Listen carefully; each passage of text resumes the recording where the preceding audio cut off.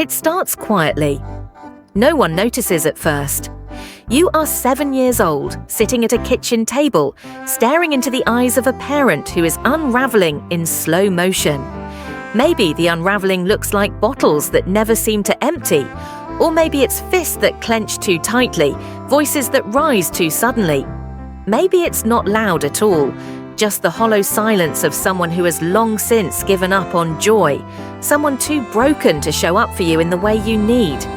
And while no one names it, something ancient and instinctive clicks inside your small mind. If I don't hold everything together, no one will. And with that unspoken vow, childhood begins to disappear. Not physically, not in the sense of playgrounds or birthdays, but psychologically. You learn early how to carry more than your share. You learn how to smile wider, cry quieter, to read the atmosphere in a room before you even step into it. You begin to adjust, to bend, to become whatever is required in order to keep peace. You transform into the emotional thermostat of your household. You sense anger before it erupts, sadness before it spreads, tension before it tightens. You become small in the places you should have been big. You become adult in the places where you should have been free. And the world praises you for it. They call you responsible. They call you mature. They marvel at how strong you are for your age. What they don't ask, what they never think to ask, is at what cost? This is the invisible grief of children who grow up too fast. It doesn't announce itself with sirens. It doesn't leave obvious scars. It leaves patterns. Patterns that shape you long after childhood has ended. Because the truth is, when you are forced to swap roles with your parents, when you are asked to become the caregiver, the peacekeeper, the therapist, the protector, psychologists call it parentification. It's not just an unhealthy dynamic, it rewires the way you experience safety and love. It alters the map of your nervous system. Because when you are asked to emotionally regulate others before you have even learned to regulate yourself, your body adapts by becoming hypervigilant. You are always scanning for danger, for the slightest shift in tone, for the tremor in a sigh or the pause before a word. You learn that love isn't steady, it is transactional. If you give peace, maybe they'll give you safety. If you give silence, maybe you won't be abandoned. If you disappear, maybe they'll finally be okay. And so you disappear, not in body, but in spirit. Your needs tuck themselves away into corners so deep you forget they exist. And in their place grows a version of you that performs well. You become the good child, the easy one, the achiever who doesn't cause trouble, the friend who listens and soothes. You wear this mask so convincingly that even you forget it's a mask. You begin to believe that this is who you are. But underneath, something hurts. Something aches because the child you buried never died. They are still in there, screaming in silence. Why didn't anyone protect me? Why was it my job to keep the family alive? Why did I have to carry the weight of adults when I was still learning how to spell my own name? As the years move forward, the symptoms only grow more complex. Hypervigilance becomes your default operating system. You don't just scan for danger, you assume it. You become hyper-independent, convinced that leaning on others will only lead to disappointment. You refuse help, you push people away, or you let them in, but never fully, never in the way that would make you feel vulnerable. In love, you don't feel safe. Joy, when it appears, feels suspicious, as though it might be snatched away if you let yourself truly feel it. Rest feels impossible because the only way you've ever earned worth is by producing, by achieving, by being the one who never stops carrying. You mistake exhaustion for success. You mistake caretaking for love. And you never realize that you're still stuck in survival mode, that your nervous system never got the memo that childhood ended, that the chaos you once knew is no longer the baseline you need to endure. Stillness feels wrong. Calm feels like danger dressed up as kindness. Love feels like a debt you'll eventually have to repay. This is what happens when a child grows up too fast. It isn't just sadness, it's complex trauma. It reshapes the way you view yourself and the way you view the world. You may ask yourself, why would any child willingly take on that role? Why would a child abandon their own authenticity, silence their own needs, take on burdens that were never theirs to carry?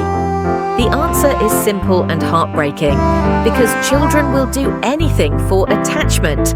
They will abandon themselves if it means preserving the bond with their caregivers. The choice is never conscious.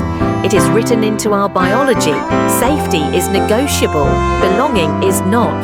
So the child gives up authenticity, gives up freedom, gives up softness in exchange for a thin, fragile tether of connection. That wasn't weakness. That was intelligence. That was instinct. That was survival. But what saved you then imprisons you now. So many of us walk into adulthood carrying that prison invisibly. We look high-functioning from the outside, but underneath it is a different story. The neglected child is still pulling the strings. We overachieve, not because we love success, but because it's the only way we've ever known to feel worthy. We stay silent not because we have nothing to say, but because we're terrified that speaking will shatter the fragile threads holding connection together. We take care of everyone else, but quietly wish someone would notice that beneath the armor, we are exhausted.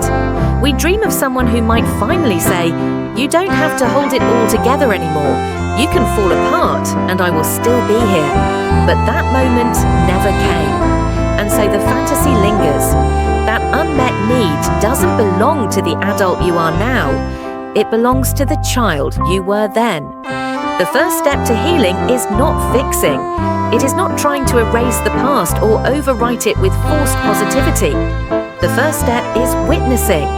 It is turning toward the parts of yourself you've silenced and saying, "I see you, I hear you, it did happen." Because until you validate what happened, you will keep gaslighting yourself with minimizations. It wasn't that bad. Other people had it worse. I turned out fine. But fine is a mask too, one you've worn so long it feels like skin. And if you are honest with yourself, you know that under fine, there is still ache, there is still longing, there is still the echo of a child who never got to just be a child. And so what happens when that child grows up? They become adults who never feel safe, even in calm rooms. They become lovers who can't trust softness, who confuse closeness with danger. They become givers who don't know how to receive, friends who apologize for crying, professionals who confuse their burnout for achievement. They become people who don't know how to stop holding their breath, always waiting for someone to give them permission to finally exhale. And here's the hardest truth. No one is coming to rescue that child. No one is coming to rewrite the past. The parent who failed to show up cannot suddenly arrive at your doorstep with the words you always needed to hear. The responsibility, unfair as it feels, falls to you. You are the one who must go back and hold the child's hand. You are the one who must whisper the words no one ever spoke. You didn't deserve that. You were just a child. You get to rest now. That is the beginning of shadow work. It is not glamorous. It is not easy. It does not feel like progress in the way that achievements or accolades do. It feels brutal because it asks you to feel the grief you never had time to feel. It asks you to sit with the rage you pushed down, the sorrow you numbed, the longing you buried. It asks you to weep for the birthdays where no one showed up, to mourn the innocence you lost in order to protect people who should have been protecting you. But that grief is not weakness. That grief is the first proof that you are healing. Because what was once frozen is finally beginning to thaw. As the frozen parts of you begin to thaw, you start noticing how the patterns of survival keep resurfacing in your adult life. You might realize that in every friendship, you've become the unofficial therapist, the one people confide in, the one they lean on, the one who listens without judgment. And though part of you loves being dependable, another part of you feels hollow afterward because no one ever truly sees you. You may notice that independence, which the world applauds, has become a cage. People tell you how admirable it is that you handle everything on your own. But what they don't see is the terror beneath it. The fear that asking for help will make you a burden, the fear that leaning on someone will end in abandonment. You may notice how often your relationships feel unbalanced. You overfunction, always fixing, always explaining, always anticipating. And then you wonder, quietly and resentfully, why you feel so tired, why it feels like no one ever really shows up for you.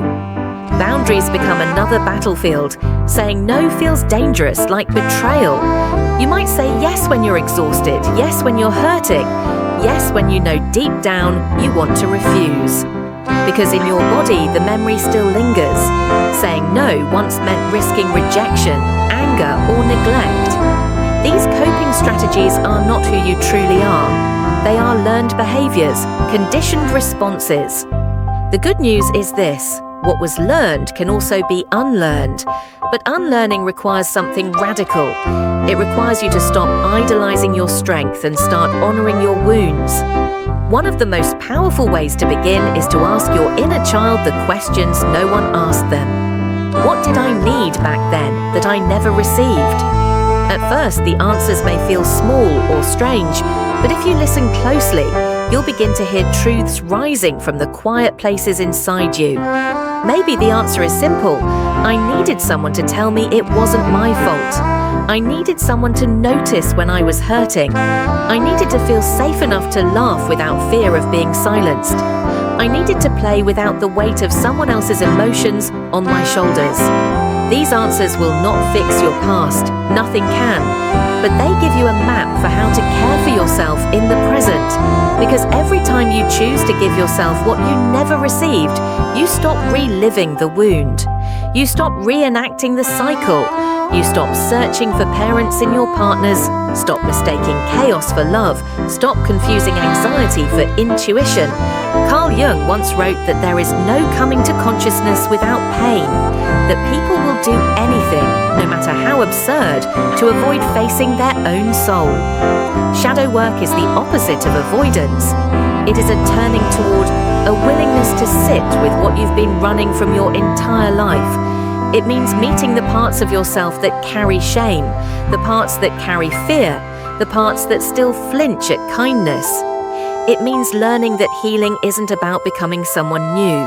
It is about remembering who you were before the world demanded you abandon yourself. If you are someone who grew up too fast, it is vital to understand this. Your maturity was never the problem. The problem was that you didn't have a choice. You were asked to hold adult responsibilities long before you were ready, and so you learned to wear strength like armor. But now you do have a choice. You can choose softness. You can choose to rest. You can choose to lay down the roles that were thrust upon you and begin to honor your own needs. No, it will not happen overnight. There will be days when you feel like a child again, days when the grief rushes in like a storm and you wonder if you'll drown in it. But that is not regression.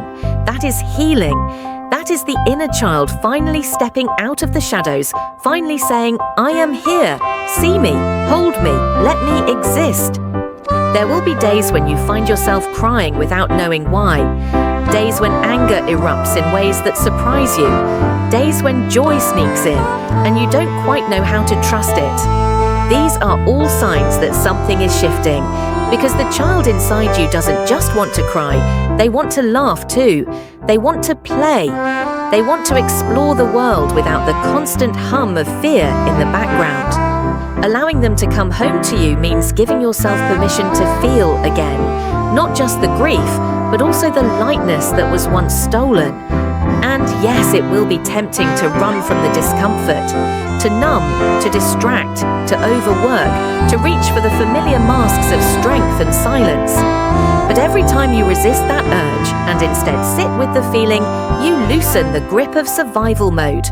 Every time you speak a truth instead of swallowing it, you rewrite the script you were handed. Every time you say no when you mean no, every time you allow yourself to rest without apology, every time you let someone in without shrinking back in fear, you are teaching your nervous system a new story. A story where love is not earned by labor. A a story where safety does not require silence, a story where your needs are not dangerous but worthy. This process is not about perfection, it is about presence. There will be days you stumble, days you slip back into old patterns, days you hear that old voice whispering, "You're too much, you're not enough, you don't deserve softness." On those days, remember this: healing isn't linear. It moves in spirals, circling back, peeling away layers, deepening each time. What matters is not that you never falter. What matters is that you return, again and again, to yourself.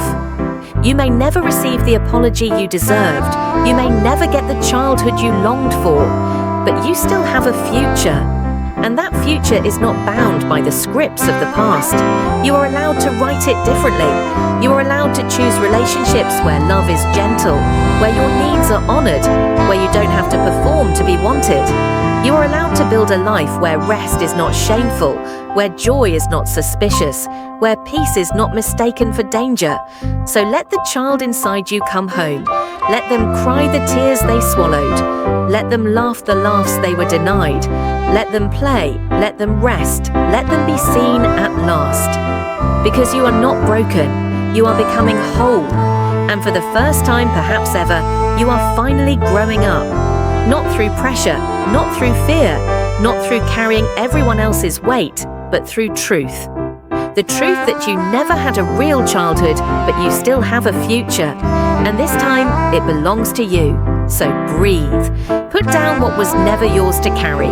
Look into the eyes of that child within you and whisper the words they've been waiting for all along.